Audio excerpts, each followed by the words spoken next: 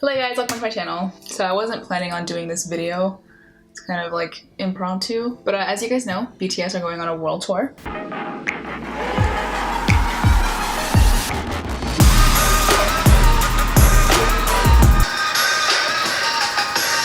They're hitting quite a few cities and doing quite a few shows in each city, which I think is awesome. It gives more people a chance to see them. But also, since their last tour, I feel like BTS's popularity has tripled, so it's probably still gonna be a bloodbath. But as you guys know, I went to BTS's tour last year and I made a video about it.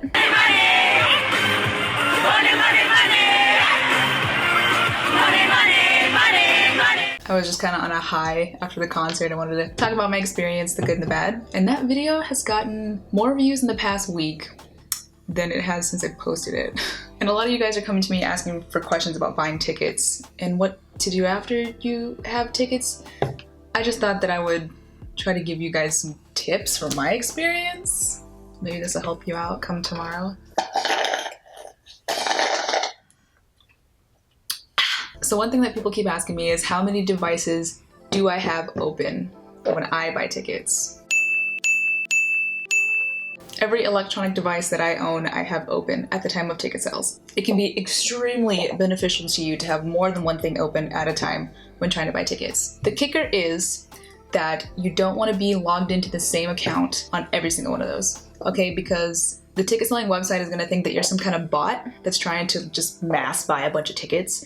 And so it's going to be harder for you to get through. You're going to be hit with a lot more like security questions before you get to the tickets. So I suggest that you make as many different accounts as you have electronics. Okay, I only have 3 different emails, so I can only have 3 different accounts unless I make another random email. But that's like a big thing, is to have different accounts for each device that you're on. Okay, you can have the same name on each one. My name can be Danielle Pedroza on each one of these, just as long as the email address is different. Okay, another important tip is that when you're going to buy tickets, be logged into your account already. I cannot stress that enough. That'll make your life so much easier, trust me. So for anybody who doesn't know, when tickets go on sale, everybody's trying to buy them at once, and so the website is just going to throw you a random ticket and be like, hey, do you want this? Okay, you have like 3 to 4 minutes from that point to decide whether or not you want this ticket. Whether you want to pay for this one or whether you want to keep trying and see if you can get something better.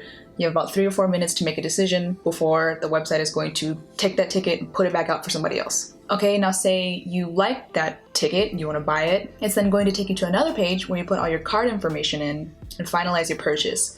From there, you have maybe 7 minutes to make that final purchase, or they're gonna kick your tickets back out to somebody else. Okay, they're not gonna let you sit there and ponder on it for an hour because somebody else might want those tickets. So that's why it's important for you to be logged into your account already, so you don't have to go through the logging in or go through the signing up, because that's just gonna waste time. Another thing that I want to point out is that these tickets are going to be sold on Powerhouse and they're going to be sold on Axis. If you can't get through on Powerhouse, try Axis, because the same thing happened with me for 101. I was trying to buy tickets through Powerhouse and I would get to the payment options, had my tickets 3 different times, the same set of tickets. And every time I went to finalize my purchase, it would kick me out for no reason. And so I finally had to jump over to Axis and get the same tickets. So it's just a pain in the ass. So if you're having trouble on one, go to the other. Another thing I want to let you guys know about Axis is that if you are on the site before tickets go on sale, you're going to be put into a waiting room once tickets go on sale. And it's going to just pull people at random from the waiting room in to get tickets. I think the waiting room is pointless. I don't understand it. I haven't had a good experience with it. I remember when I was buying EXO tickets, I was in the waiting room for maybe 35 minutes before I got through to get tickets. It was ridiculous. So I just suggest when tickets go on sale, be on the site like a minute before tickets go on sale, and 10 seconds before it hits 10 a.m. local time, refresh your computer, and then just boom, it's gonna like get you in, go from there. And for anybody who doesn't know, when they say 10 a.m. local time, it's 10 a.m. from whatever venue you're going to. Like for me, I'm gonna go to the LA show, and so 10 a.m. LA time is 11 a.m. my time. So I'm gonna have to be on my computer at 11 a.m. Another thing that I want to tell you guys is that if the website says that tickets are sold out, don't believe it, at least for a good hour after they go on sale, because all these people are trying to get tickets, right? Okay, and if somebody can't pay for those tickets within that 7-minute time period, they're gonna kick the tickets back out for somebody else to get. So if you just stay on there, keep refreshing, tickets will keep popping up in random places for you to snatch. Okay, don't give up just because it says sold out. You know how long I stayed on got 7 tickets for an hour and 30 minutes after tickets went on sale, and I got some. So just like, don't give up. And I don't know, the last tip I have for you to get BTS tickets is buy a prayer candle. Say a prayer, because it's gonna be rough. Now, a lot of people are asking me kind of about what to do after you get your tickets, about like lining up, about my stage view, things like that. I don't know if they're going to do the same thing for this tour as they did for the last tour. I'm hoping to God that they did, because that was kind of lit. How it was last year is that you line up to check in your tickets and you get a wristband with a number on it. Okay, after that point, you are free to go. You can leave and come back more towards showtime. Okay, because the way they set it up was that your wristband has a number and you're gonna line up in numerical order when they're about to open the doors. Like say they have numbers 1 through 200 here, number 200 to 300 here, 300, 400 here. You're gonna line up in those lines in your designated spot in numerical order by your number. Okay, that's extremely beneficial to anybody who has floor level standing tickets. Okay, if you get there early enough and you're one of the lower numbers, you're gonna be let in first and you can get like by the barricade so you can get a good view. People are kind of confused about that. If you have floor level standing tickets, meaning there's no seats, you're gonna be standing the whole time. The earlier you get to the venue, the closer you will be. If you have actual seats,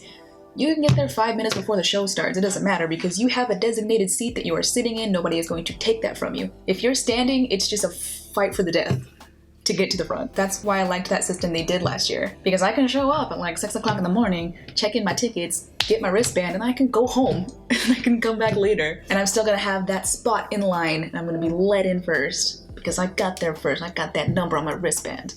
I hope that makes sense to y'all. Y'all might be wondering, why didn't I do that last year? It's because I got dropped off in Anaheim. I didn't have a car, I couldn't leave. Someone took me from LA to Anaheim, dropped me off, and then went back to LA, so it's not like I could leave after I got my wristband. A lot of people are asking me when I got there. I think I got to the venue at 8 o'clock in the morning, and by then the line was already wrapped around the building.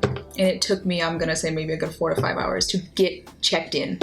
What else were people asking? A lot of people were talking about views from the pit area.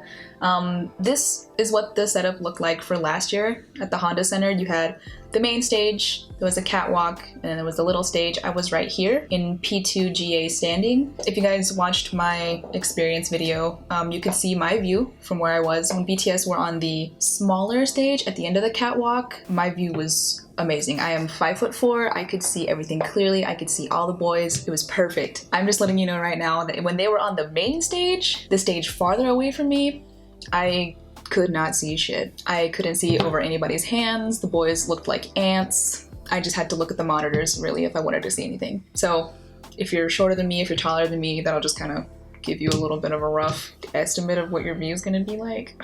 But there you guys go. Those are all the tips and tricks I have for getting BTS tickets, and also what to do after you have them. And you know, I don't know if they're going to do the same kind of check-in process at the show as they did last year. I'm hoping they do. If they do, then there's kind of some information on that. But yeah, if you guys have any more questions, please feel free to ask me down below in the comments. I will do my best to answer them. Just know that this concert was a whole year ago for me, so my memory is a little bit spotty. And if you guys would like to see my experience video, I have it linked in an eye right here, and also on my end card. I go a little bit more in depth about how my whole experience was. But yeah, buying tickets was gonna be like the Hunger Games. I wish you guys luck. May the odds be ever in your favor. I will see you at the show.